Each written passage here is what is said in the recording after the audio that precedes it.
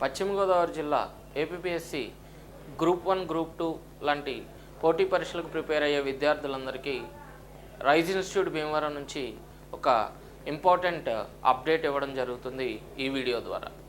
So ఇటీవలే మనందరికీ తెలిసిన విషయమే గ్రూప్ 2 ప్రిలిమ్స్ ఫలితాలు విడుదలయ్యాయి. ఈ గ్రూప్ 2 ప్రిలిమ్స్ ఫలితాల్లో చాలామంది అభ్యర్థులు మన జిల్లా నుంచి విజయం సాధించడం జరిగింది. అయితే మరి విజయం సాధించినటువంటి అంటే ప్రిలిమ్స్ ఫలితాలు సాధించినటువంటి విద్యార్థులు ఎవరైతే మెయిన్స్కి అర్హత పరీక్షకి క్వాలిఫై అవ్వడం జరిగిందో వారందరినీ ఉద్దేశించి మెయిన్స్కి సంబంధించి ఎక్స్క్లూజివ్ బ్యాచెస్ మనం 21వ తారీఖు నుంచి మరి భీమవరం రైజ్ ఇన్స్టిట్యూట్ నుంచి రన్ చేయడం జరుగుతుంది.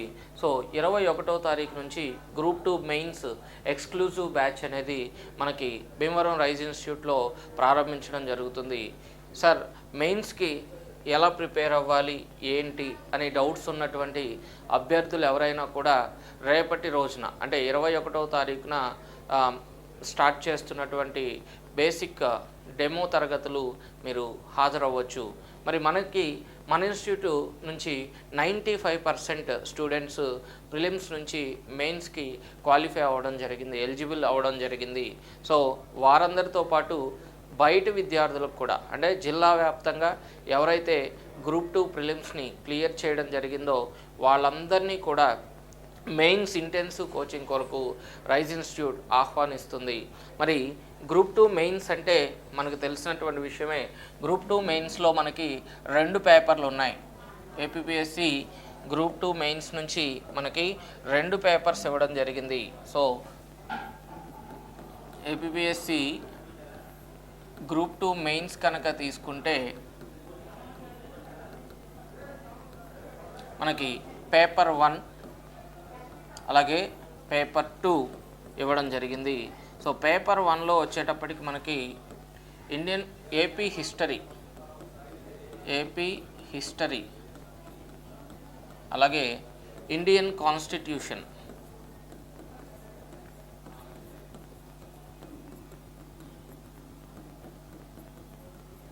సో ఆంధ్రుల చరిత్ర ఇవ్వడం జరిగింది, అలాగే భారత రాజ్యాంగం ఇవ్వడం జరిగింది. పేపర్ 1లో మరి ఆంధ్రుల చరిత్రకు సంబంధించి 75 మార్క్స్కి మనకి ఈ పేపర్ ఉంటుంది. అలాగే భారత రాజ్యాంగానికి సంబంధించి 75 మార్క్స్కి సంబంధించి అంటే పాలిటీకి సంబంధించి 75 మార్క్స్కి పేపర్ ఉంటుంది. ఈ రెండు కలిపి మనకి పేపర్ 1 వచ్చేటప్పటికి 150 మార్క్స్కి మనకి ఈ పేపర్ అనేది కండక్ట్ చేయడం జరుగుతుంది. మరి పేపర్ 2 విషయానికి వస్తే పేపర్ 2లో మనకి ఏపీ అలాగే ఇండియన్ ఎకానమీ, భారత మరియు ఆంధ్రప్రదేశ్ ఆర్థిక వ్యవస్థకు సంబంధించి పేపర్ ఇవ్వడం జరిగింది. అలాగే సైన్స్ అండ్ టెక్నాలజీ, సో ఆర్థిక వ్యవస్థకు సంబంధించి 75 మార్క్స్, సైన్స్ అండ్ టెక్నాలజీకి సంబంధించి 75 మార్క్స్ ఇవ్వడం జరిగింది. ఈ 2 పేపర్స్ నుంచి కూడా మనకి 150 మార్క్స్కి పేపర్ అనేది ఇవ్వడం జరిగింది. సో పేపర్ 1 అండ్ పేపర్ 2 మొత్తం కలిపి 300 మార్కులకి మనకి ఎగ్జామినేషన్ జరగబోతుందండి. ఈ 300 మార్క్స్కి సంబంధించి మనం స్కోర్ చేసే విధంగా మనకి రైజ్ ఇన్స్టిట్యూట్ భీమవరం నుంచి కొత్త బ్యాచ్ మనం ప్రారంభించడం జరుగుతుంది. సో ఈ బ్యాచ్లో మనకి ఫ్యాకల్టీ ఎవరు అనేటువంటి డౌట్ ఉంటుంది మీకు. మరి హైదరాబాద్ లాంటి ప్రాంతాలకు వెళ్ళాలా, లేకపోతే ఇంకెక్కడ కోచింగ్ తీసుకోవాలి, ఆన్లైన్ కోచింగ్ తీసుకోవాలా, ఇలాంటి చాలా ప్రశ్నలతో విద్యార్థులు ఉన్నట్లు మనకి సమాచారం. సో ఆన్లైన్ కోచింగ్ తీసుకునేటువంటి విద్యార్థులకి మా నుంచి చెప్పేటువంటి సలహా ఒకటే, ఆన్లైన్ కోచింగ్కి ఆఫ్లైన్ కోచింగ్కి చాలా వైవిధ్యం ఉంటుంది, చాలా తేడా ఉంటుంది. సో ఎవరైతే ఖచ్చితంగా మేము గ్రూప్ 2 సాధించాలి అనేటువంటి టార్గెట్తో ఉంటారో వారు ఆఫ్లైన్ కోచింగ్కి కనుక అవకాశం ఉంటే ఖచ్చితంగా ఆఫ్లైన్ కోచింగ్కి అటెండ్ అయ్యి ఫ్యాకల్టీ చెప్పేటువంటి క్లాసెస్ని డైరెక్ట్గా వినడం ద్వారా వారి యొక్క ప్రశ్నలు ఏ ఉన్నా ఎలాంటి ప్రిపరేషన్ స్ట్రాటజీస్ కావాలన్నా నేరుగా ఫ్యాకల్టీ నుంచి పొందేటువంటి అవకాశం ఉంటుంది. మనకి సైన్స్ అండ్ టెక్నాలజీకి సంబంధించి నేను డీల్ చేస్తానండి. 75 మార్క్స్ మనకి సైన్స్ అండ్ టెక్నాలజీ నుంచి ఉంది, 75 మార్క్స్ కూడా నేను డీల్ చేయడం జరుగుతుంది. మరి పాలిటీ వచ్చేటప్పటికి, ఇండియన్ కాన్స్టిట్యూషన్ వచ్చేటప్పటికి మనకి త్రినాథ్ డీల్ చేయడం జరుగుతుంది. పోటీ పరీక్షల్లో గ్రూప్ 1 గ్రూప్ 2 లాంటి చాలా పోటీ పరీక్షల్లో దాదాపుగా 10 సంవత్సరాల నుంచి మరి పశ్చిమ గోదావరి, తూర్పుగోదావరి జిల్లాల్లో ఉన్నటువంటి ప్రముఖ కోచింగ్ సెంటర్లు అన్నింటిలోనూ కూడా బోధిస్తున్నటువంటి అత్యుత్తమ ఫ్యాకల్టీ. బైలింగ్వల్లో అంటే తెలుగు మీడియం వాళ్ళకి, అలాగే ఇంగ్లీష్ మీడియం విద్యార్థులకు కూడా బైలింగ్వల్లో టీచ్ చేయగలిగినటువంటి క్యాపబిలిటీ ఉన్నటువంటి వ్యక్తి. మరి ప్రశ్నాపత్రానికి అనుగుణంగా ఏ విధంగా అయితే ఏపీపీఎస్సీ ఎగ్జామినేషన్ ప్యాటర్న్ ఉంటుందో అదే ఎగ్జామినేషన్ ప్యాటర్న్లో మనకి బోధించడం అనేది జరుగుతుంది. మెమరీ టెక్నిక్స్తో పాటు మైండ్ మ్యాపింగ్ ఇస్తూ పిల్లలకి క్లాస్ రూమ్లోనే పాలిటీ మీద ఒక పూర్తి స్థాయి అవగాహన వచ్చే విధంగా మరి త్రినాథ్ సార్ క్లాస్ ఉంటుంది. కావాలంటే మీరు ఒక రోజు పాలిటీ క్లాస్ విని మీ నిర్ణయం తీసుకోవచ్చండి. అలాగే ఎకానమీ వచ్చేటప్పటికి మరి ఆంధ్రప్రదేశ్ మరియు భారత ఆర్థిక వ్యవస్థ గ్రూప్ 2కి సంబంధించి ప్రత్యేకంగా రామకృష్ణ సార్ ఒక బుక్ కూడా రిలీజ్ చేయడం జరిగింది. బుక్ ఆథర్, అలాగే సీనియర్ ఫ్యాకల్టీ, దాదాపుగా 12 సంవత్సరాల నుంచి మరి తెలుగు 2 రాష్ట్రాల్లో కూడా ఆర్థిక వ్యవస్థ ఎకానమీ సబ్జెక్ట్ని బోధిస్తున్నటువంటి వ్యక్తి. అలాగే పీజీ కూడా ఎకనామిక్స్లోనే చేసినటువంటి వ్యక్తి. కాబట్టి ఆర్థిక వ్యవస్థకు సంబంధించినటువంటి అన్ని అంశాలని ఫండమెంటల్స్ నుంచి మరి కరెంట్ ఎకానమీతో కలిపి ప్రస్తుతం ఎగ్జామినేషన్ ప్యాటర్న్కి ఎకానమీ అంటేనే దాదాపుగా చాలా కష్టంగా ఫీల్ అవుతూ ఉంటాం. మరి అలాంటి సబ్జెక్ట్ని చాలా ఈజీగా మరి వాడుక భాషలో మనకు అర్థమయ్యేటువంటి రీతిలో ఎకానమీని బోధించగలిగినటువంటి సీనియర్ ఫ్యాకల్టీ. ఈ 2 తెలుగు రాష్ట్రాల్లో ఎకానమీ బోధించేటువంటి అధ్యాపకుల్లో సార్ మొదటి 5 స్థానాల్లో ఒకరిగా ఉంటారనడంలో నేను ఏమాత్రం కూడా ఆలోచించాల్సినటువంటి అవసరం లేదని మీకు తెలియచేస్తున్నా. అలాగే ఏపీ హిస్టరీకి వచ్చేసేటప్పటికి మనకి మార్కాపురం నుంచి నిరంజన్ సార్ మనకి అందుబాటులో ఉంటారు. మరి నిరంజన్ సార్ ఆల్రెడీ ప్రభుత్వ ఉద్యోగం సాధించినటువంటి వ్యక్తి. మరి మనకి హాలిడేస్ టైంలో మనకి టైం ఇవ్వడం జరుగుతుంది. సో ఆల్రెడీ ఉద్యోగం సాధించినటువంటి వ్యక్తి, అంటే విజయాన్ని సొంతం చేసుకున్నటువంటి వ్యక్తి.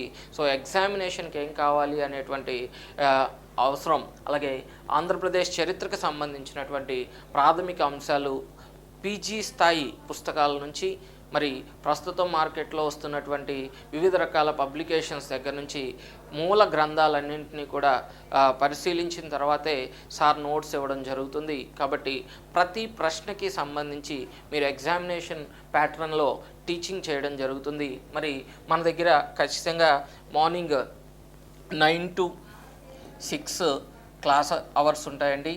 దాదాపుగా 6 to 8 అవర్స్ మనకి క్లాసెస్ జరుగుతాయి. అలాగే 2 గంటలు స్టడీ అవర్స్ ఉంటాయి. దాంట్లో ఒక 1 hour టెస్ట్ ఉంటుంది. అలాగే ఒక 1 hour డౌట్ క్లారిఫికేషన్ సెషన్స్ జరుగుతూ ఉంటాయి. మరి రోజువారీ పరీక్షతో పాటు వీక్లీ గ్రాండ్ టెస్ట్ అనేది ఒకటి కండక్ట్ చేయడం జరుగుతుంది.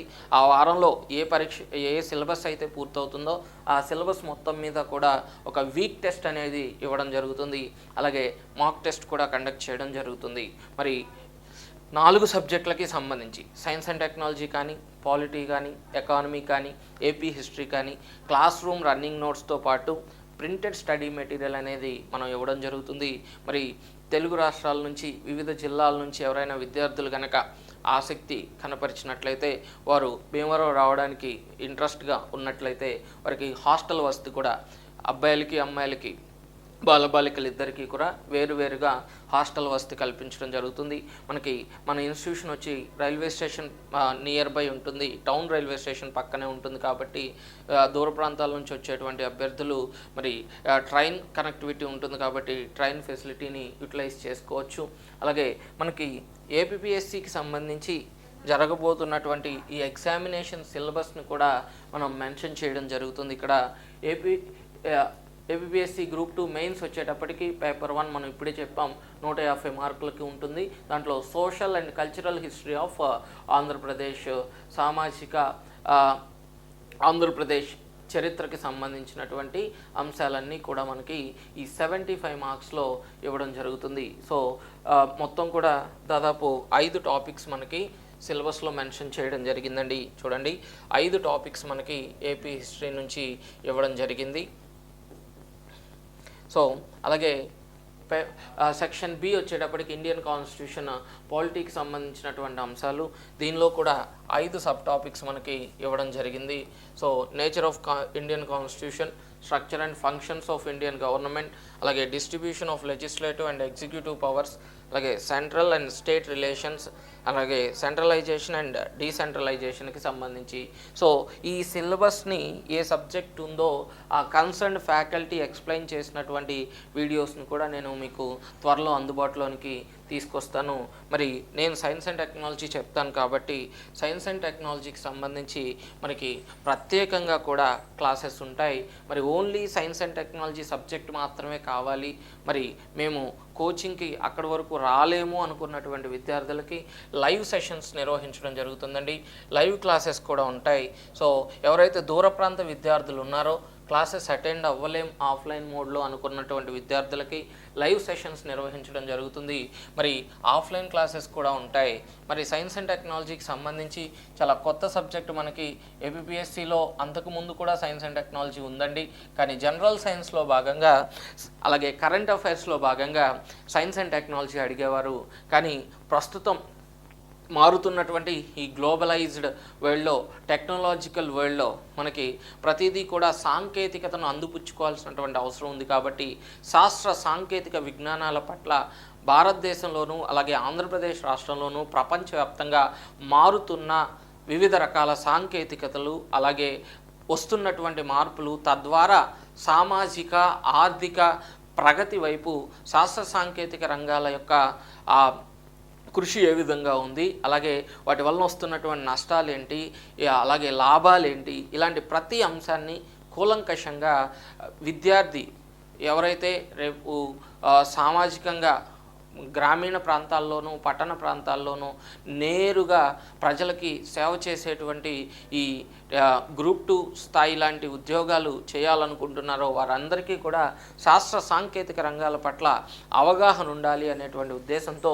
మనకి ఏపీఎస్సి వారు 75 మార్కులకి ఈ science and technology paper weightage అనేటివి పెంచడం జరిగింది. కాబట్టి చూస్తే కనుక 75 మార్కుల సైన్స్ అండ్ టెక్నాలజీ పేపర్లో మనకి ఏమేం టాపిక్స్ ఉన్నాయి సార్ అనేది మనం చూస్తే, ఫస్ట్ది technology machines, policies and applications. So జాతీయ సైన్స్ విధానాలు ఏవైతే ఉన్నాయో, అలాగే పాలసీలు ఏవైతే ఉన్నాయో వాటి అనువర్తనాల మీద ఇచ్చాడు. మరి భారతదేశ వ్యాప్తంగా జాతీయ సైన్స్ విధానాలని భారత ప్రధాని ప్రైమ్ మినిస్టర్ ప్రకటించడం జరుగుతుంది. మరి ఇప్పటికీ భారతదేశం జవహర్లాల్ నెహ్రూ నుండి నరేంద్ర మోడీ వరకు కూడా అనేక రకాలైనటువంటి జాతీయ సైన్స్ విధానాలు ప్రకటించడం జరిగింది. వాటిలో మొట్టమొదటిగా జాతీయ సైన్స్ విధానాన్ని ప్రకటిస్తే ప్రస్తుతం జాతీయ science technology and innovation policy, science technology and innovation policy, science technology innovation policy.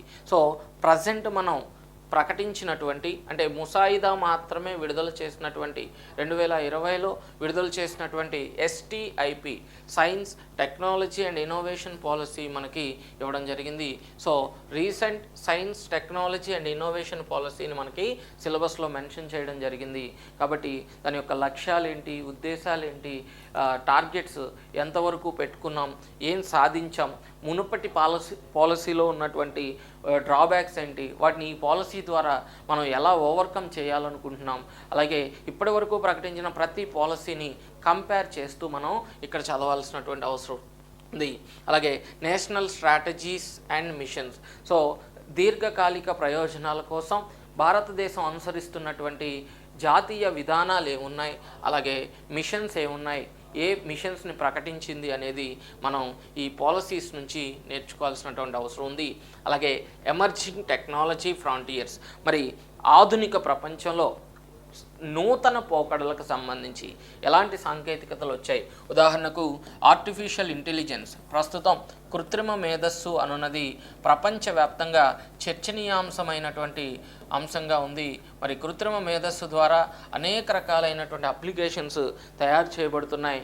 ఆ అప్లికేషన్స్ తాలూకు లక్ష్యాలు, అలాగే IoT ఇంటర్నెట్ ఆఫ్ థింగ్స్ కానీ, క్లౌడ్ కంప్యూటింగ్ కానీ ఇలా అనేక రకాలైనటువంటి నూతన బ్లాక్ చైన్ టెక్నాలజీ కానీ ఇలా ఏవైతే న్యూ టెక్నాలజీస్ అన్నీ వచ్చాయో వాటిని ఎమర్జింగ్ టెక్నాలజీ ఫ్రాంటియర్స్ రూపంలో మనం చదవాల్సిన అవసరం ఉంది. అలాగే space technology, launch vehicles of India, అలాగే recent Indian satellite launches and its applications. జాగ్రత్తగా చూడండి, ఇక్కడ చాలా క్లియర్గా ఇచ్చాడు. అంతరిక్ష విజ్ఞానం స్పేస్ టెక్నాలజీలో వాడు క్లియర్గా మెన్షన్ చేసినటువంటి టాపిక్స్ మనం చూస్తే launch vehicles of India. So భారతదేశం ఉపగ్రహాలను ప్రయోగించడానికి తయారు చేసినటువంటి వాహన నౌకలు ఏమున్నాయి అనే దాని మీద ప్రశ్నలు అడుగుతున్నాడు. మనందరికీ తెలుసు ఎస్ఎల్వి కానీ, ఏఎస్ఎల్వి కానీ, పిఎస్ఎల్వి కానీ, జిఎస్ఎల్వి కానీ, అలాగే రీసెంట్గా వచ్చినటువంటి ఎస్ఎస్ఎల్వి కానీ, ఈ రాకెట్లన్నింటినీ కూడా వాహన నౌకలు అని పిలుస్తాం. సో ఈ వాహన నౌకల గురించి మనం ప్రత్యేకంగా చర్చించాలి. అలాగే recent Indian satellite launches and its applications. So ఇటీవల భారతదేశం ప్రయోగించినటువంటి ఉపగ్రహాలు ఏమున్నాయి, వాటి అనువర్తనాలు ఏమున్నాయి, ఏ ఉపగ్రహాన్ని ఎందుకోసం పంపించాడు అనేది మనం పర్టికులర్గా చదవాలి. సహజంగా ఉపగ్రహం ఎప్పుడు ప్రవేశపెట్టబడింది, ఎక్కడి నుంచి ప్రవేశపెట్టబడింది, ఎంత బరువు ఉంటుంది, అవునా, ఏ దేశం ప్రవేశపెట్టింది, ఏ దేశానికి చెందిన ఉపగ్రహం, ఇలాంటి డేటా మనం కరెంట్ అఫైర్స్లో చదువుతూ ఉంటాం. కానీ ఇక్కడ వాడు చాలా క్లియర్గా మెన్షన్ చేశాడు, శాటిలైట్స్ అండ్ అప్లికేషన్స్ అంటున్నాడు. అనువర్తనాల మీద ప్రశ్నలు వస్తాయి. సో అప్లికేషన్స్, ఆ ఉపగ్రహాన్ని ఎందుకు ప్రవేశపెడుతున్నాం. ఉదాహరణకు మనం ఇటీవల ఆదిత్య L1 అనేటువంటి ప్రయోగం చేసాం, అలాగే చంద్రయాన్ 3 ప్రయోగం చేసాం, అవునా. ఈ ఆదిత్య L1 చంద్రయాన్ 3 మంగళ్యానో లేకపోతే నిసార్ అనేటువంటి మిషనో, ఇలా కల్పననో లేదా భాస్కరానో, ఇలా ఏవైతే ఉపగ్రహాలను మనం ప్రవేశపెట్టామో ఆ ఉపగ్రహాల యొక్క అనువర్తనాలు ఏంటి, అప్లికేషన్స్, ఈ దేని కొరకు ప్రవేశపెట్టాం అనేది మనం తప్పనిసరిగా చదువుకోవాలి. అలాగే Indian space science machines. So అంతరిక్ష విజ్ఞానాన్ని సాధించడం కోసం భారతదేశం ఎలాంటి మిషన్స్ని చేసింది, అలాగే అంటే ఖగోళ విజ్ఞానాన్ని సాధించేటువంటి క్రమంలో చంద్రుడిపై చేసిన చంద్రయాన్ కానీ, అంగారకుడిపై చేసిన మంగళయాన్ కానీ, అలాగే సూర్యుడిపై చేసిన ఆదిత్య L1 కానీ, భవిష్యత్తులో నిర్వహించబోయే శుక్రయాన్ కానీ, అలాగే అంతరిక్షంలోనికి మానవ సహిత ప్రయోగాన్ని చేయడానికి చేసినటువంటి గగన్యాన్ అనేటువంటి ప్రయోగం కానీ, వీటన్నిటినీ మనం డీప్గా ఇక్కడ చర్చించాల్సినటువంటి అవసరం ఉంది. మరి చూస్తే డిఫెన్స్ టెక్నాలజీ నెక్స్ట్ టాపిక్. అంతరిక్ష విజ్ఞానం తర్వాత ఉన్నటువంటి టాపిక్ ఏంటండి, డిఫెన్స్ టెక్నాలజీ, రక్షణ రంగం. సో రక్షణ రంగం అన్న వెంటనే మనం DRDO, defence research development organisation, defence research development organisation గురించి మాట్లాడతాం. దాని స్ట్రక్చర్ ఏంటి, విజన్ ఏంటి, మిషన్ ఏంటి అనేటువంటిది మనం చదువుకొని తీరాలి. అలాగే DRDO అభివృద్ధి చేసినటువంటి రీసెంట్ టెక్నాలజీస్, ఎలాంటి టెక్నాలజీస్ని దేశ రక్షణ కోసం DRDO అందుబాటులోనికి తీసుకొచ్చింది, ఎలాంటి మిజైల్స్ని DRDO తయారు చేసింది అనేటువంటిది చూడాలి. మరి IGMDP, integrated guided missile development programme, IGMDP అంటాం, integrated guided missile development programme అంటాం. ఈ ప్రోగ్రాం ద్వారా భారతదేశం కొన్ని మిజైల్స్ తయారు చేసింది. పృథ్వీ, అగ్ని, త్రిశూల్, నాగ్, ఆకాష్, ఇలా అనేక రకాలైనటువంటి మిజైల్స్ని తయారు చేసింది. So simple code Patna, Prithvi, అగ్ని, త్రిశూల్, నాగ్, ఆకాష్, ఈ 5 క్షిపణులని కేవలం ఒకే ఒక్క ప్రాజెక్టు ద్వారా IGMDP అనేటువంటి కార్యక్రమం ద్వారా భారత రక్షణ రంగ సంస్థ అయినటువంటి DRDO అభివృద్ధి చేసింది. సో వాటి తాలూకు ఉన్న ఫుల్ డీటెయిల్స్ మనం ఇక్కడ చదువుకోవాల్సినటువంటి అవసరం ఉంది. సో డిఫెన్స్కి సంబంధించి. అలాగే information and communication technology. So 3వ విభాగంగా ICT. So information and communication technology ఇవ్వడం జరిగింది. దీనిలో భాగంగా ఏమి ఇచ్చాడు చూడండి, national policy on information technology. So national policy on IT policy ఏంటి అనేది మనం చదువుకోవాలి. అలాగే digital India machines, digital India. So ఈ గవర్నెన్స్ లక్ష్యాలను సులభతరం చేస్తూ ఏకీకృత వ్యవస్థని దేశవ్యాప్తంగా తీసుకొచ్చాం. అదే digital India empower to power. So ఏదైతే దేశ పరిపాలనని సులభతరం చేస్తూ సాంకేతికతతో కూడినటువంటి పరిపాలన చేయాలి అనేటువంటి లక్ష్యంతో మనం డిజిటల్ ఇండియా విధానాన్ని అందుబాటులోనికి తీసుకొచ్చాం. సో వాటి ఇనిషియేటివ్స్ ఏంటి, దానివల్ల వచ్చినటువంటి ఇంపాక్ట్ ఏంటి, ఇనిషియేటివ్స్ అండ్ ఇంపాక్ట్ చదవాలి. అలాగే ఈ governance programmes and services. So ఈ గవర్నెన్స్ కార్యక్రమాలు ఏమేం ప్రకటించాం, వాటి ద్వారా ఏ పథకాలు మనం చేసాం, అలాగే ఏ సర్వీసులను అందిస్తున్నాం అనేది మనం చూసుకోవాల్సినటువంటి అవసరం ఉంది. ఇదివరకు మన రాష్ట్రంలో మీ సేవా కేంద్రాలు ఉండేవి, అవునా. అంతకుముందు ఈ సేవా కేంద్రాలని మీ సేవా కేంద్రాలుగా మార్చుకున్నాం. ప్రస్తుతం వాటి స్థానంలో కేంద్ర ప్రభుత్వ ఆధ్వర్యంలో నడిచేటువంటి మిషన్ మోడ్ ప్రాజెక్ట్స్ని మనం అందుబాటులోనికి తీసుకురావడం జరిగింది. సో ఎలాంటి ఈ గవర్నెన్స్ ప్రోగ్రామ్స్ మనం అందుబాటులోనికి తీసుకొచ్చాం అనేటువంటి అంశాలు మనం చూడాలి. అలాగే సైబర్ సెక్యూరిటీ. ఇటీవల ఈ సైబర్ దాడులు బాగా ఎక్కువగా జరుగుతున్నాయి, అవునా. కాబట్టి సైబర్ సెక్యూరిటీ కన్సర్న్, ఈ ఐసిటి ఏదైతే ఉపయోగిస్తున్నామో, కమ్యూనికేషన్ టెక్నాలజీ ఏదైతే మనం వాడుతున్నామో వాటి మీద జరిగేటువంటి దాడులని, వాటి వలన ఉపయోగించుకొని చేస్తున్నటువంటి సైబర్ క్రైమ్స్ని అరికట్టడం కోసం ఎలాంటి విధానాలను భారత ప్రభుత్వం రూపొందించింది అనేటువంటిది చదవాలి. సో ఇక్కడ national cyber security policy. So ఇక్కడ చూడండి, సైన్స్ పాలసీస్ ఇచ్చాడు, తర్వాత నేషనల్ ఐటీ పాలసీ ఇచ్చాడు, మళ్ళా నేషనల్ సైబర్ సెక్యూరిటీ పాలసీ కూడా ఇవ్వడం జరిగింది. సో సైబర్ సెక్యూరిటీ కన్సర్న్స్ ఏమున్నాయి, అలాగే మన దేశంలో అమలు చేస్తున్నటువంటి పాలసీ విధానం ఏముంది అనేది చూడాలి. ఆ తర్వాత వచ్చేటప్పటికి న్యూక్లియర్ టెక్నాలజీ. సో అణుశక్తి రంగం. ఈ అణుశక్తి రంగంలో Indian nuclear reactors and nuclear power plants. So భారతదేశంలో ఉన్నటువంటి అణు రియాక్టర్లు ఏమున్నాయి, అణు విద్యుత్ ఉత్పత్తి కేంద్రాలు ఏమున్నాయి అనేది మనం చూడాలి. అప్సరా, జర్లినా, సిరస్, ధ్రువ ఇలా ఏవైతే ఉన్నాయో ఏ దేశ సహకారంతో ఏర్పాటు చేశారు, ఎంత ఉత్పత్తి ఇస్తుంది, అసలు అణు రియాక్టర్లు ఎలా పనిచేస్తాయి అనేది తెలుసుకుంటూ, అణు రియాక్టర్ని తయారు చేసేటువంటి సంస్థ ఏంటి అనేది తెలుసుకుంటూ, న్యూక్లియర్ పవర్ ప్లాంట్స్, న్యూక్లియర్ రియాక్టర్కి న్యూక్లియర్ పవర్ ప్లాంట్కి తేడా తెలుసుకోవాలండి.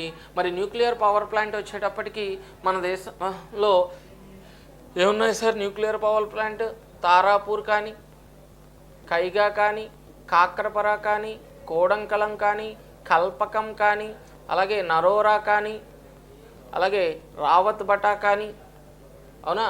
ఇవన్నీ కూడా మనకి ఏంటి సార్ అంటే అణు విద్యుత్ ఉత్పత్తి కేంద్రాలు. సో ఈ అణు విద్యుత్ ఉత్పత్తి కేంద్రాల ద్వారా స్థాపిత అణు విద్యుత్ సామర్థ్యం ఎంత, ఏ ప్లాంట్ నుంచి ఎంత అణు విద్యుత్ ఉత్పత్తి కేంద్రం ఉత్పత్తి జరుగుతుంది, అలాగే ఆ అణు విద్యుత్ ఉత్పత్తి కేంద్రాలు ఎప్పుడు క్రిటికాలిటీని పొందాయి అనేటువంటి విషయం మనం ఇక్కడ చదువుకోవాలి.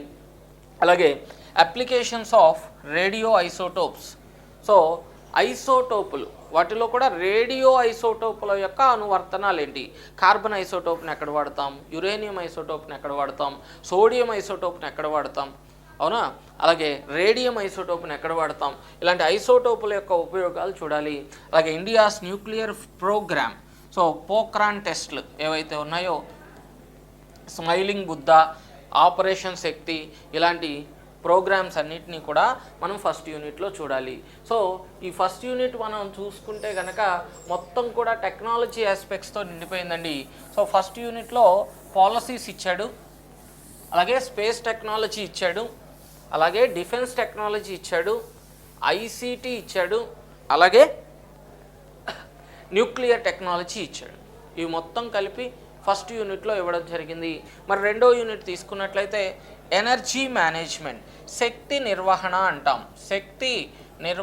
అంటాం. సో ఇంతకు ముందే అణు విద్యుత్ గురించి మాట్లాడాం. సో న్యూక్లియర్ పవర్ గురించి, న్యూక్లియర్ టెక్నాలజీ గురించి మాట్లాడాం, ఓకేనా. సో ఎంత అణుశక్తి సామర్థ్యం వస్తుంది అనేటువంటిది చూసాం. సో ఎనర్జీ మేనేజ్మెంట్లో పాలసీ అండ్ ప్రొజెక్షన్స్. సో భారతదేశ వ్యాప్తంగా మొత్తం స్థాపిత విద్యుత్ సామర్థ్యం ఎంత, installed energy capacities and demand in India, భారతీయ అవసరాలు ఎంత ఉన్నాయి, అలాగే స్థాపిత విద్యుత్ సామర్థ్యం ఎంత ఉంది అనేటువంటిది మనం చూడాలి. దానికి కనెక్టివిటీగా నేషనల్ ఎనర్జీ పాలసీ ఇవ్వడం జరిగింది. సో నేషనల్ ఎనర్జీ పాలసీలో భాగంగా మళ్ళీ నేషనల్ పాలసీ ఆన్ బయోఫ్యూయల్స్, జీవ ఇంధనాలపై భారతీయ విధానం అనేది ఇవ్వడం జరిగింది. అలాగే Bharat stage norms BS1, BS2, BS3, BS4, ప్రస్తుతం BS6 వెహికల్స్ ఏవైతే మనం ఉపయోగిస్తున్నామో ఆ భారత్ స్టేజ్ నామ్స్ ఏం చెప్తున్నాయి, ఎలాంటి ఎమిషన్స్ భారతదేశంలో జరుగుతున్నాయి, ఆ ఎమిషన్స్ని కంట్రోల్ చేయడానికి, తగ్గించడానికి, రెడ్యూస్ చేయడానికి భారతదేశం అనుసరిస్తున్నటువంటి విధానాలు ఏంటి, భారతీయ మోటార్ వాహనాల చట్టం ఏం చెప్తుంది, ఇలాంటి అంశాలన్నీ కూడా మనం అక్కడ చదవాల్సి ఉంటుంది.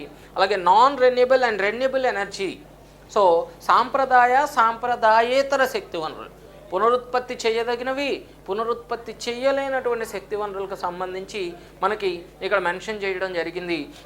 అలాగే వాటి సోర్సెస్, సౌరశక్తి ఎంత, పవన శక్తి ఎంత, జల విద్యుత్ శక్తి ఎంత, స్మాల్ హైడ్రో ఎంత, ఇలా ఎంత విద్యుత్ ఉత్పత్తి జరుగుతుంది, అలాగే ఎక్కడి నుంచి జరుగుతుంది, వాటి సోర్సెస్ ఏంటి అనేటువంటివి మనకి మెన్షన్ చేయడం జరిగింది. New initiatives and recent programmes, ఇటీవల చేపట్టినటువంటి నూతన కార్యక్రమాలు ఏమున్నాయి అనేది మనం చదవాలి.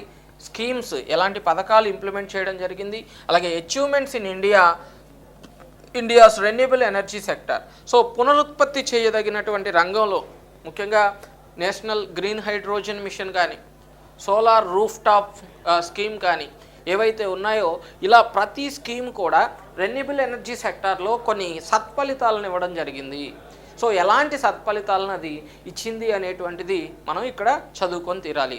సో సాంప్రదాయేతర శక్తి వనరుల వైపు ప్రపంచం మొత్తం మళ్ళుతూ ఉండగా భారతదేశం ఏ విధంగా సాంప్రదాయేతర శక్తి వనరుల్ని ఉత్పత్తి చేస్తుంది, దాన్ని గ్రామీణ స్థాయి వరకు ఎలా తీసుకెళ్ళగలుగుతుంది, తీసుకెళ్ళడం కోసం ఇంప్లిమెంట్ చేసిన పథకాలు ఏంటి, ఆ పథకాలలో భారతదేశం సాధించినటువంటి విజయాలేంటి అనే దాని మీద ఈ శక్తి నిర్వహణ అనేటువంటి టాపిక్ మనకి మెన్షన్ చేయడం జరిగింది. సో థర్డ్ యూనిట్ వచ్చేటప్పటికి మనకి ecosystem and biodiversity, ecosystem and biodiversity. So ecology, జీవావరణం, అలాగే బయోడైవర్సిటీ, జీవ వైవిధ్యానికి సంబంధించి. సో ఎకాలజీ అండ్ ఎకోసిస్టమ్కి సంబంధించి కొన్ని బేసిక్ కాన్సెప్ట్స్ ఆఫ్ ఎకాలజీ ఇచ్చాడండి. అలాగే ఎకోసిస్టంలో ఉండే కాంపోనెంట్స్ ఏంటి, డిఫరెంట్ టైప్స్ ఆఫ్ ఎకోసిస్టమ్ ఏంటి, టెరిస్ట్రియల్ ఎకోసిస్టమ్ కానీ, వాటర్ ఎకోసిస్టమ్ కానీ, ఓషన్ అంటే ఎలాంటి ఎకోసిస్టమ్స్ మనకు ఉన్నాయి, ఎన్ని రకాలుగా ఉన్నాయి అనేది మనం ఇక్కడ చదువుతాం. అలాగే జీవ వైవిధ్యం మీనింగ్ ఏంటి, అసలు అర్థం ఏంటి, జీవ వైవిధ్యం అంటే ఏంటి, జీవ వైవిధ్యంలో ఉన్న భాగాలు ఏంటి, కాంపోనెంట్స్ ఏంటి, అలాగే జీవ వైవిధ్య హాట్స్పాట్లు ఏ విధంగా ఉన్నాయి, మరి loss of biodiversity and conservation of biodiversity. So జీవ వైవిధ్య పరిరక్షణ కోసం మనం ఏం చేస్తున్నాం, రీసెంట్ మెథడ్స్ కానీ, రీసెంట్ ప్లాన్స్ కానీ, టార్గెట్స్ కానీ ఏమున్నాయి అనేది మెన్షన్ చేయడం జరిగింది. అవన్నీ కూడా మనం చాలా పక్కాగా చదవాల్సినటువంటి డేటా ఉంటుందండి. అలాగే కన్వెన్షన్స్ అండ్ ప్రోటోకాల్స్, జీవ వైవిధ్య పరిరక్షణ కోసం ప్రపంచవ్యాప్తంగా ఏర్పాటు చేస్తున్నటువంటి కన్వెన్షన్స్ ఏం జరిగాయి, సదస్సులు ఏం జరిగాయి, ప్రోటోకాల్స్ ఏం జరిగాయి, ఎలాంటి ఒప్పందాలు జరిగాయి, దానిలో భారతదేశం యొక్క పాత్ర ఏంటి. So wild life conservation, so మనకి ఈ వైల్డ్ లైఫ్ కన్జర్వేషన్ నుంచి డిఫరెంట్ సైట్స్, రామ్సర్ సైట్స్ దగ్గర నుంచి, అలాగే అంతరించిపోతున్నటువంటి జీవజాతులు, ఎండేంజర్డ్ స్పీసీస్ ఏమున్నాయో అవి భారతదేశానికి అనుసరించి with reference to India. So భారతదేశంలో అంతరించిపోతున్నటువంటి జీవజాతులకు సంబంధించినటువంటి అంశాలను మనం ఇక్కడ చూడాల్సి ఉంటుంది. మనకి biosphere reserves in India, so భారతదేశంలో ఉన్నటువంటి బయోస్పియర్ రిజర్వ్స్ ఏమున్నాయి, అలాగే Indian wild life conservation effort, so వన్యప్రాణుల సంరక్షణ కోసం భారతదేశం చేపడుతున్నటువంటి అంశాలు, ఎఫర్ట్స్ ఏమున్నాయి, అలాగే projects, acts, initiatives in recent times. ఇటీవల వన్యప్రాణి సంరక్షణ కోసం భారత ప్రభుత్వం ఆయా రాష్ట్రాలతో కలిసి చేపడుతున్న అన్ని రకాల అంశాలు మనం ఇక్కడ చర్చించాలి. సో ఇక్కడ చూస్తే థర్డ్ యూనిట్లో ఎకోసిస్టమ్కి సంబంధించిన అంశాలు ఉన్నాయి, బయోడైవర్సిటీకి సంబంధించిన అంశాలు ఉన్నాయి, వైల్డ్ లైఫ్ కన్జర్వేషన్కి సంబంధించిన అంశాలు ఉన్నాయి, అలాగే బయోస్పియర్ రిజర్వ్స్కి సంబంధించినటువంటి అంశాలు ఉన్నాయి.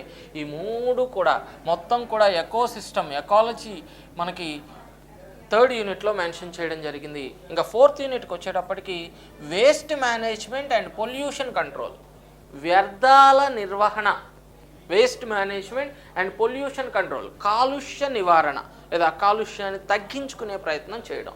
సో చూడండి, చాలా మంచి టాపిక్ అండి ఇది. సాలిడ్ వేస్ట్, సో ఘన వ్యర్థాలని ఎలా నిర్వహించాలి, ఎలా వర్గీకరించుకోవాలి, అసలు ఘన వ్యర్థాలు అంటే ఏంటి, ఎలా ఏర్పడతాయి, వాటి వర్గీకరణ ఎలా జరుగుతుంది. So methods of disposal and management of solid waste in India. So మనం చెత్తను పారవేసే పద్ధతులు ఏమున్నాయి, ఎన్ని పద్ధతుల ద్వారా వాటిని మళ్ళా మనం సేకరిస్తున్నాం, ప్రభుత్వాలు సేకరిస్తున్నాయి, వాటిని ఎలా ఉపయోగిస్తున్నాయి, ఎలా మేనేజ్మెంట్ చేస్తున్నామని, ఘన వ్యర్థాల నిర్వహణ భారతదేశంలో ఏ విధంగా జరుగుతుంది అనేటువంటి అంశాన్ని మెన్షన్ చేయడం జరిగింది. అలాగే ఎన్వైరన్మెంటల్ పొల్యూషన్, సో పర్యావరణ కాలుష్యానికి సంబంధించి కొన్ని ప్రత్యేకమైనటువంటి అంశాలు ఇచ్చాడు చూడండి. టైప్స్ ఆఫ్ ఎన్వైరన్మెంటల్ పొల్యూషన్, గాలి కాలుష్యం కానీ, నేల కాలుష్యం కానీ, జల కాలుష్యం కానీ, అవునా. ఈ పర్యావరణం అంటే ఏంటి, పర్యావరణ కాలుష్యం ఏ విధంగా జరుగుతుంది, సోర్సెస్ అండ్ ఇంపాక్ట్స్. సో పర్యావరణ కాలుష్యం ఏ కారకాల వలన జరుగుతుంది, వాటి ప్రభావం ఎలా ఉంటుంది. సో ఈ రెండు అంశాలు కూడా ఇవ్వడం జరిగింది. పొల్యూషన్ కంట్రోల్, అలాగే పొల్యూషన్ కంట్రోల్ చేయడం కోసం రెగ్యులేషన్ అండ్ ఆల్టర్నేటివ్స్, మనం వాటికి ప్రత్యామ్నాయంగా తీసుకుంటున్నవేంటి, రీసెంట్ ప్రాజెక్ట్స్ కానివ్వండి, యాక్ట్స్ కానివ్వండి, ఇనిషియేటివ్స్ కానీ to reduce environmental pollution in India. So భారతదేశంలో పర్యావరణ కాలుష్యాన్ని తగ్గించుకోవడం కోసం చేపడుతున్న కార్యక్రమాలు, చర్యలు. అలాగే impact of transgenics on environment and they regulation. So ఈ ట్రాన్స్జెనిక్స్ యొక్క ప్రభావం భారతదేశ వాతావరణం పైన అలాగే ఏ విధంగా ఉన్నాయి అనేటువంటి అంశాలు చూడాలి. అలాగే eco friendly technologies in agriculture, వ్యవసాయ రంగంలో పర్యావరణ కాలుష్య రహిత సాంకేతికతలు ఏమున్నాయి అనేటువంటి అంశం మెన్షన్ చేయడం జరిగింది. అలాగే బయో రెమిడియేషన్ గురించి, వాటి types and scope in India. So భారతదేశంలో బయో రెమిడియేషన్ జరిగే అవకాశాలకు సంబంధించి ప్రక్రియల మీద ఇవ్వడం మెన్షన్ చేయడం జరిగింది. సో ఫోర్త్ యూనిట్ వచ్చేటప్పటికి waste management and pollution control. So waste management and pollution control ఇచ్చాడు. మరి ఫిఫ్త్ యూనిట్ వచ్చేటప్పటికి environment and health. So environment challenges ఏమున్నాయి. సో గ్లోబల్ వార్మింగ్, భూతాపం, అలాగే క్లైమేట్ చేంజ్, వాతావరణంలో వచ్చేటువంటి మార్పులు, క్లైమేట్ చేంజ్, పర్యావరణ మార్పు, ఆమ్ల వర్షాలు, ఓజోన్ లేయర్ డిప్లీషన్, ఓజోన్ పొర క్షీణతకు సంబంధించి, ఆమ్లాలు, సముద్రాలు లేదా సముద్ర జలాలు ఆమ్లీకరణ అంటే ఎసిడిఫికేషన్, ఓషన్ ఎసిడిఫికేషన్కి సంబంధించి. సో చూడండి, ఇక్కడ చాలా కోర్ ఏరియా ఉందండి. గ్లోబల్ వార్మింగ్ కానీ, క్లైమేట్ చేంజ్ కానీ, ఆమ్ల వర్షాలు కానీ, అలాగే ఓజోన్ లేయర్ డిప్లీషన్, అలాగే సముద్రాల ఆమ్లీకరణకు సంబంధించి. ఈ 5 కూడా ఏంటంటే ఎన్వైర్మెంటల్ ఛాలెంజెస్ అండి, పర్యావరణ సవాళ్ళు అంటాం. సో పర్యావరణం ఎదుర్కొంటున్నటువంటి సవాళ్ళ గురించి మెన్షన్ చేయడం జరిగింది. సో వాటి తర్వాత ఎన్వైర్మెంటల్ ఇనిషియేటివ్స్, మరి వాటి కోసం మనం తీసుకుంటున్న కార్యక్రమాలు, ఇంటర్నేషనల్ ఇనిషియేటివ్స్ కానీ, protocols, conventions to tackle climate change with special reference to India's participation and role. ఇక్కడ జాగ్రత్తగా గమనించాలి, పర్యావరణ సవాళ్లను ఎదుర్కోవడంలో భారతదేశం చేపడుతున్న భారతదేశ పాత్ర మరియు అంతర్జాతీయ సదస్సులు, అంతర్జాతీయ వేదికలు, అంతర్జాతీయ ఒప్పందాలలో భారతదేశం యొక్క కృషి మరియు పాత్ర ఏ విధంగా ఉంది అనేటువంటి అంశాన్ని స్పెసిఫిక్గా మనం చదువుకోవాల్సి ఉంటుంది. అలాగే సస్టైనబుల్ డెవలప్మెంట్ ఇచ్చాడండి, సుస్థిరాభివృద్ధి, ప్రస్తుతం ఉన్నటువంటి వనరులను వినియోగించుకుంటూనే భవిష్యత్ తరాలకు ఆ వనరులను అందిస్తూ ఎటువంటి పర్యావరణ కాలుష్యం కానీ, పర్యావరణ ఇబ్బంది కానీ కలగకుండా సాధించేటువంటి ప్రగతికి సంబంధించి సస్టైనబుల్ డెవలప్మెంట్ అంటే ఏంటి, నేచర్, స్కోప్, అలాగే components and goals of sustainable development. So SDG goals అంటాం, సస్టైనబుల్ డెవలప్మెంట్ గోల్స్ ఏ విధంగా ఉన్నాయి, అలాగే మిలీనియం డెవలప్మెంట్ గోల్స్ నుంచి సస్టైనబుల్ డెవలప్మెంట్ గోల్స్ ఎలా వచ్చాయి, ఏమేం చెప్తున్నాయి, వాటి ర్యాంకింగ్ ఎలా ఉంది, దేశంలో ఎలా ఉంది, రాష్ట్రంలో ఎలా ఉంది, ఆ ర్యాంకింగ్ పెంచుకోవడం కోసం దేశం రాష్ట్రం ఏం చేస్తున్నాయి అనేటువంటిది మనం చూడాలి. అలాగే హెల్త్ ఇష్యూస్కి సంబంధించి హెల్త్కి సంబంధించిన అంశాలు కూడా ఇచ్చాడండి. Recent trends in disease burden and epidemic and pandemic challenges in India. So అంటువ్యాధులకు సంబంధించి అలాగే మహమ్మారులకు సంబంధించి భారతదేశంలో ఉన్నటువంటి అంశాలు, వ్యాధులకు సంబంధించినటువంటి ఇటీవల జరుగుతున్నటువంటి అంశాలన్నీ కూడా ఇవ్వడం జరిగింది. Preparedness and response. సో ఆ వ్యాధులను అరికట్టడానికి కానీ, ఆ వ్యాధులను ఎదుర్కోవడానికి కానీ, మహమ్మారులకు కానీ అంటువ్యాధులను కానీ వాటిని ఎదుర్కోవడానికి భారతదేశం ఎంతవరకు సంసిద్ధంగా ఉంది, మనం చేపట్టినటువంటి చర్యల ద్వారా వచ్చినటువంటి ఫలితాలు ఏంటి, ఎంత నష్ట నివారణ మనం చేయగలిగాం అనేది, అలాగే భారతదేశంలో హెల్త్ కేర్ డెలివరీ సిస్టమ్ ఎలా ఉంది, దాని అవుట్కమ్స్ ఇన్ ఇండియా, భారతదేశంలో మనం తీసుకున్నటువంటి హెల్త్ కేర్ డెలివరీ సిస్టమ్స్ ద్వారా, అంటే టెలిమెడిసిన్, టెలికన్సల్టేషన్ లేదా మెడిసిన్ డిస్ట్రిబ్యూషన్ కానివ్వండి, వీటన్నిటిలో కూడా హెల్త్ కేర్ డెలివరీ సిస్టంలో ఈ మధ్యకాలంలో కేంద్ర రాష్ట్ర ప్రభుత్వాలు ఆరోగ్యం పట్ల చాలా అవగాహనతో కూడినటువంటి కార్యక్రమాలు నిర్వహిస్తున్నారు. ఈవెన్ ఫీవర్ సర్వే లాంటి అంశాలు కూడా ఈ హెల్త్ కేర్ డెలివరీ సిస్టంలో భాగంగానే జరుగుతూ ఉంటాయి. సో ఆయుష్మాన్ భారత్ కానీ ఇలాంటి అన్ని రకాల కార్యక్రమాలని కూడా మనం ఈ హెల్త్ కేర్ డెలివరీ సిస్టమ్స్ని క్లియర్గా చదువుకోవాలి. అలాగే recent public health initiatives and programme. So ఇటీవల చేపట్టినటువంటి వైద్యపరమైన, ఆరోగ్యపరమైనటువంటి కార్యక్రమాలు ఏ విధంగా ఉన్నాయి అనేటువంటిది మనం చూడాలి. సార్ ఇదంతా కూడా ఏపీపీఎస్సీ వారు అఫీషియల్గా రిలీజ్ చేసినటువంటి సిలబస్ కాపీలోంచి చెప్పడం జరిగింది. ఎక్కడా కూడా మేము ప్రైవేట్ టైపింగ్ కానీ లేదా కొత్తగా ఎడిషనల్గా చేసి చెప్పింది ఏదీ లేదు. ఏదైతే అఫీషియల్గా ఏపీపీఎస్సీ వెబ్సైట్లో పొందుపరచడం జరిగిందో ఆ సిలబస్ మాత్రమే నేను మీకు చెప్పాను. మరి మన క్లాసెస్ కూడా అదే విధంగా ఉంటాయి.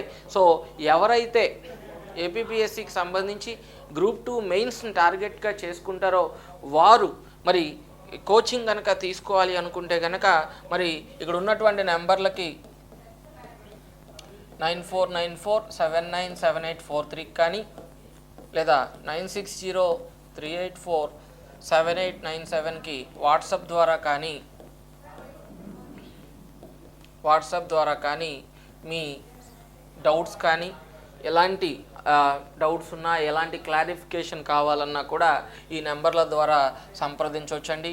ఎవరైతే ఫ్యాకల్టీని నేను మెన్షన్ చేశానో ఆ ఫ్యాకల్టీతోనే క్లాసులు నిర్వహించడం జరుగుతుంది.